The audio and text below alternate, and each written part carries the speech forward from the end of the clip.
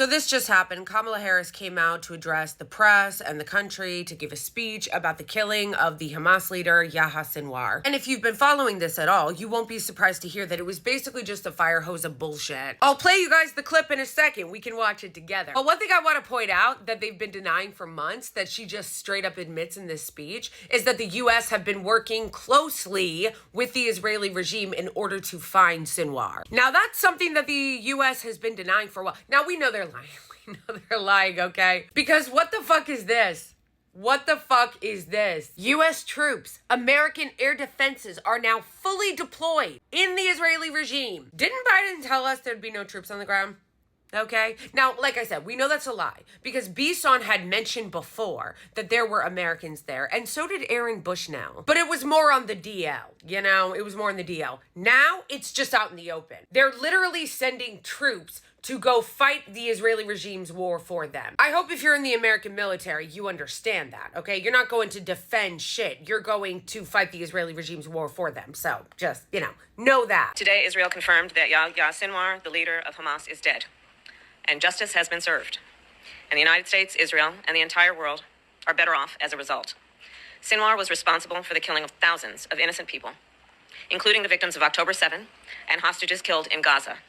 He had American blood on his hands. Today, I can only hope that the families of the victims of Hamas feel a sense and measure of relief. Sinwar was the mastermind of October 7, the deadliest day for the Jewish people since the Holocaust. A terrorist attack that killed 1,200 innocent people and included horrific sexual violence and more than 250 hostages You're still taken into repeating Gaza, that lie? including 7 Americans, living and deceased, who remain in captivity. A terrorist attack that triggered a devastating war in Gaza, a war that has led to unconscionable suffering of many innocent Palestinians and greater instability throughout the Middle East. In the past year, American special operations and intelligence personnel have worked closely with their Israeli counterparts to locate and track Sinwar and other Hamas leaders. Oh, really? And I commend their work. And I will say, to any terrorist who kills Americans, threatens the American people, or threatens our troops or our interests, know this: we will always bring you to justice. Unless you're Aishan or Eggy. Israel has a right to defend itself, and the threat Hamas poses to Israel must be eliminated. Today, there is clear progress toward that goal. Hamas is decimated, and its leadership is eliminated. This moment gives us an opportunity to finally end the war in Gaza. And it must end such that Israel is secure, the hostages are released, the suffering in Gaza ends, and the Palestinian people can realize their right to dignity, security, freedom, and self-determination. And it is time for the day after to begin, without Hamas in power. Why don't you tell we will not give up on these Netanyahu goals, that? and I will always work to create a future of peace, dignity, and security for all. What?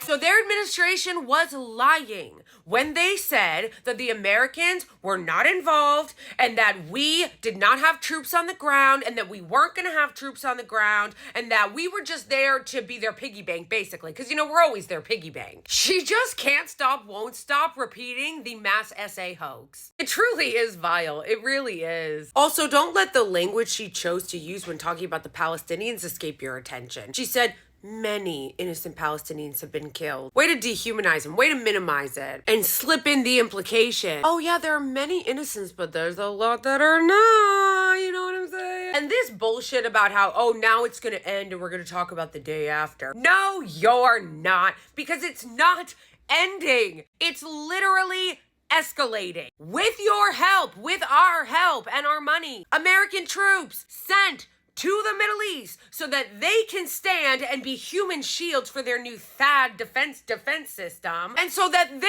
can fight Lebanon on the ground and Syria or wherever else they're planning on invading next. This idea that this is the end of this is ridiculous. Please do not be so fucking naive to think that just because they took out Sinwar means that this is ending anytime soon. And I know that because it was never about Sinwar and it was never about October 7th. Also, I love how she repeats that line that Biden had. If you hurt an American citizen, we will bring you to justice. Unless you're Aishan or Eggy, right? Unless you're killed by the Israeli regime, right? right? Then there's no justice coming for you. Just excuses. Stop pretending that you give a fuck about American citizens getting killed, okay? You only care about American citizens getting killed if it's someone that you already want to go to war with. But if it's your precious ally, the Israeli regime, that is targeting American citizens, well, all of a sudden you're nowhere to be found. She didn't even come out to give a statement, and neither did Biden after Aishinor was targeted in a sniper attack. I just wish that they would be honest about what it is that the Israeli regime is doing and what it is that we're doing, instead of trying to gaslight us all with this justice talk and this we're gonna stop terrorism talk. I got news for you. The terrorists are in the house with us right now. Like, that's us. That's you. I really need the American government and the media to stop calling Palestinians terrorists when the terrorists are in the mirror. Okay.